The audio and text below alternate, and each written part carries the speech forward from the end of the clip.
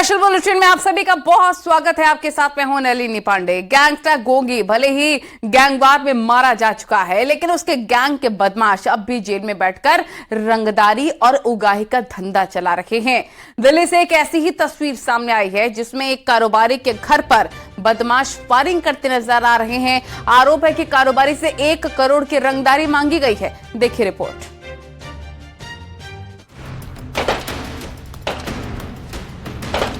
दिल्ली में बदमाश बेखौफ हैं। बदमाशों ने कारोबारी को धमकाने और वसूली करने के लिए उसके घर के बाहर फायरिंग की और कारोबारी से 1 करोड़ की रंगदारी मांगी। बदमाश कारोबारी के घर हेलमेट लगाकर पहुंचे थे। फायरिंग करते हुए तस्वीरें सीसीटीवी कैमरे में कैद हो गईं।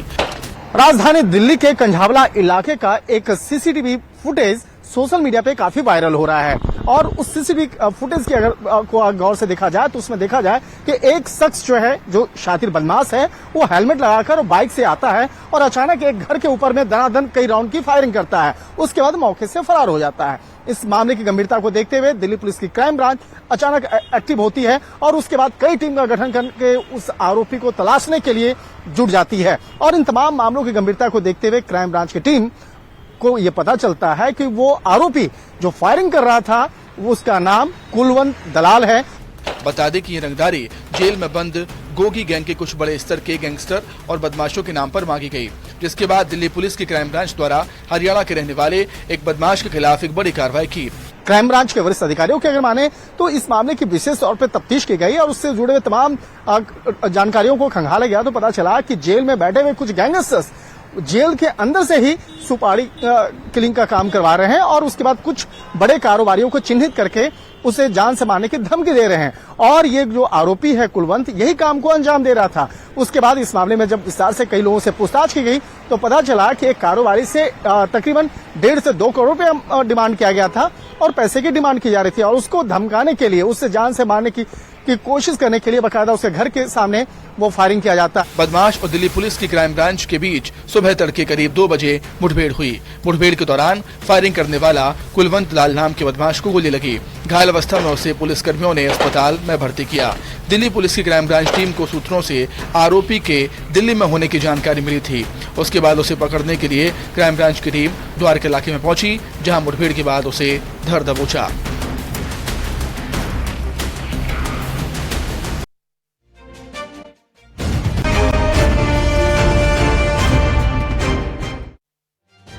और अब बात कर लेते हैं गोलीबाज स्टूडेंट की। कानपुर में एक टीचर पर सिर्फ इसलिए गोली चला दी गई क्योंकि टीचर ने अपने स्टूडेंट को डांट दिया था। यानी डांट के बदले गोली चलाने वाला कोई और नहीं बल्कि 11वीं का स्टूडेंट है, जबकि उसके साथ 9वीं क्लास का छात्र भी शामिल बताया जा रहा है। सवाल यह है कि छात्रों के पास तमंचा आता कहां से है और स्कूल में हथियार लेकर छात्र पहुंच कैसे जाते हैं। इस रिपोर्ट में देखिए।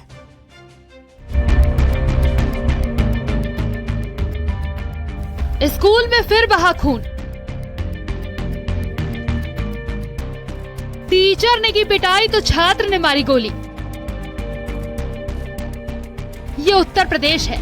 यहाँ गोली से जवाब देना लोगों की आदत में शुमार है, लेकिन जब यही गन, यही बंदूक नाबालिग बच्चों के हाथ लग जाए तो कानपुर जैसे कांड सामने आते हैं। चौबेपुर के इसी कॉलेज में आज सुबह एक अनिकेत यादव नामक छात्र ने अपने ही शिक्षक पर देसी तमंचे से फायर कर दिया। दूसरा फायर इसी स्कूल की 10वीं में पढ़ने वाली एक छात्रा पर किया। फिलहाल दोनों का इलाज नजदीकी अस्पताल में चल रहा है और शिक्षक की तहरीर पर अनिकेत और उसके चचेरे भाई के खिलाफ मुकदमा दर्ज कर लिया गया है। वारदात कानपुर के उसी इलाके की है जहां बिकरू वाला विकास दुबे रहा करता था। यहाँ 11वीं के छात्र ने टीचर से अपनी पिटाई का बदला लेने के लिए उन पर गोली चला दी। गोली टीचर के साथ एक छात्रा को जा लगी। स्कूल में गोली चलते ही हड़कंप मच गया। फौरन पुलिस को खबर दी गई। वह जब मैं आया था विकास तिवारी के साथ, उसी समय जैसे स्कूटी रोकी गई है, लड़कों ने फायर कर दिया। तो फायर करने की क्या वजह सामने आई? वजह तिवारी जी से जब हमने जानकारी चाहिए तो उन्होंने ये बताया कि इसने किसी लड़की को कमेंट्स किया था, तो अब विकास सर ने उसको डांट दिया था और हिदायत दे दी थी कि अब आइंदा ये गलती न करना। घटना कानपुर के भजनलाल इंस्टीट्यूशन स्कूल की है। यहाँ टीचर से एक छात्रा ने छेड़खानी की शिकायत की थी। छात्रा की शिकायत पर टीचर ने 11वीं के आरोपी छात्र को पीटा था। इसके बाद उस लड़के ने एक दिन पहले हुई पिटाई का बदला लेने के लिए स्कूल में अपने टीचर पर तमंचे से गोली चला दी। गोली से टीचर तो घायल हुए ही, उनके पास खड़ी छात्रा भी घायल हो गई, जबकि फायरिंग कर छात्र मौके से फरार हो गया।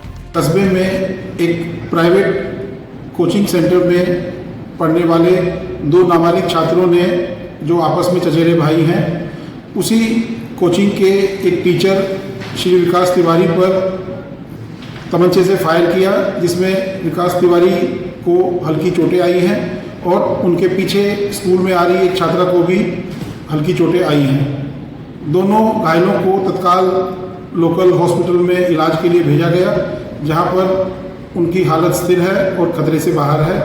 घटना को लेकर बताया जा रहा है कि छेड़खानी की शिकायत पर टीचर विकास तिवारी ने छात्र की पिटाई कर दी थी। उस समय तो वो कुछ नहीं बोला और नाराज होकर वहाँ से चला गया। इसके बाद जैसे ही शुक्रवार को टीचर आए, वहाँ छात्र पहले से खड़ा था। टीचर पर छात्र ने 2 गोलियां चलाई। लहूलुहान टीचर और छात्रा को फौरन अस्पताल में भर्ती कराया गया। इस घटना के पीछे वजह सामने आई है कि अनिकेत के चचेरे भाई को कल शिक्षक ने डांटा था और उसे छात्राओं के साथ ठीक ढंग से व्यवहार करने की नसीहत दी थी। इससे गुस्साए अनिकेत आज सुबह स्कूल पहुंचा और सीधे शिक्षक पर फायर झोंक। इस गोलीकांड में कुल 2 छात्र बताए जा रहे हैं। मुख्य आरोपी 11वीं का छात्र है, जबकि उसके साथ एक 9वीं की क्लास का स्टूडेंट भी शामिल है। फिलहाल पुलिस FIR दर्ज कर मामले की जांच कर रही है। Bureau report news 18।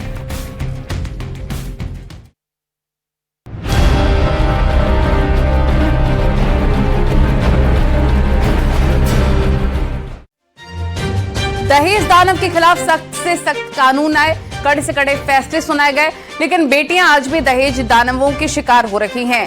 ताजा मामला इटावा से है। आरोप है कि यहां पर एक पति ने अपनी पत्नी की हत्या कर लाश को फंदे से लटका दिया, जबकि 10 महीने पहले ही दोनों की शादी हुई थी।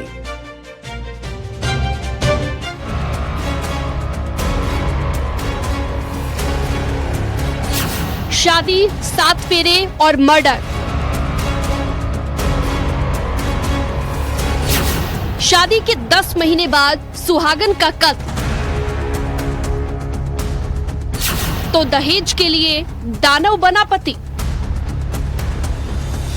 एक नवविवाहिता की संदिग्ध मौत और मौत पर उठते तमाम सवाल ये कि क्या दहेज के लिए पति दानव बन गया?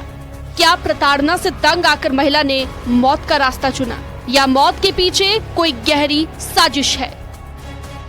शादी के मात्र 10 महीने बाद ही पति ने अपने परिजनों के साथ मिलकर के पत्नी की निर्ममता पूर्वक हत्या कर दी है। हत्या के बाद सबको 2 मंजिला पर लटका दिया है। मौके पर पुलिस जब पहुंची है तो अजीबोगरीब स्थिति देखने को मिली है। यह है पूरा सनसनीखेज मामला उत्तर प्रदेश के इटावा जिले के फ्रेंड्स कॉलोनी इलाके का है। इटावा से हैरान कर देने वाला मामला सामने आया है। यहाँ पर एक महिला की शादी 10 महीने पहले हुई थी। अब महिला की लाश उसके अपने ही ससुराल में फंदे से लटकती हुई मिली। यहाँ मेरी बहन थी एक, उनको इन्होंने मार डाला, हमारी जीजा ने, और उनने रोज रुपए की मांग करते। अभी 10 महीने नहीं हुए शादी को, हर त्योहार को इन्हें रुपए चाहिए। और अभी परसों गई तब 15,000 दिए मैंने, फिर मांगने लगे और 20,000 फिर चाहिए मुझे, और वो टांग मार के टांग दी यहाँ पे ऊपर। घटना की खबर जैसे ही मायके वालों को मिली, कोहराम मच गया। फौरन पुलिस को मामले की इत्तला दी गई। आरोप है कि पति ने ही मारपीट के बाद महिला को फंदे पर लटका दिया। यातना तो शुरू से ही देते रहे। अभी 1 साल पूरी नहीं हुई, दिसंबर में शादी हुई थी, तो बीच फोन भी करते रहे। जब पैसों की जरूरत पड़ी तो पैसे भी भिजवाए, सामान भी भिजवाया। और लड़का ज़्यादा बदतमीज है, मारा पीटा भी। और जो आज पोजीशन देखी है तो उसमें साहब उसे नीचे ही गला घोंट के मार दिया। फिर जो ऊपर लेके गए, फंदे में ऊपर पिलर बनाया, उस पर बांध के लटका दिया।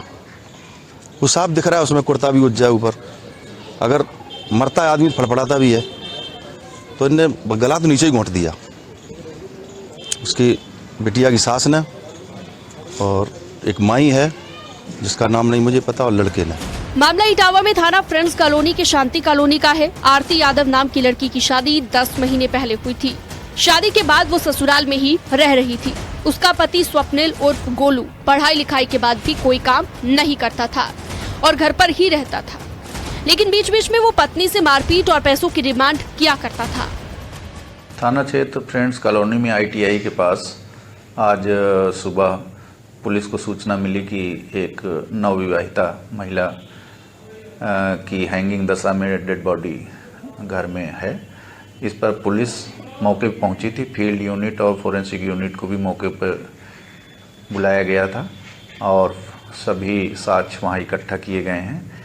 मृतक महिला के परिजन भी आ गए थे। उनके द्वारा दहेज की मांग किए जाने का आरोप लगाया गया है। प्रत्यक्षदर्शियों की माने तो जिस पिलर से लाश लटक रही थी उस पर चढ़कर फांसी नहीं लगाई जा सकती। ऐसे में एक ही सिचुएशन बनती है कि हत्या कर लाश को लटका दिया गया हो। फिलहाल इस घटना के बाद इलाके में सनसनी फैली हुई है। लोग तरह तरह की कयासबाजी कर रहे हैं। कत्ल और आत्महत्या में उलझी गुत्थी को समझाने के लिए पुलिस की टीमें जांच कर रही हैं। पुलिस का दावा है कि जल्द ही सच सामने आएगा। Bureau report, news 18।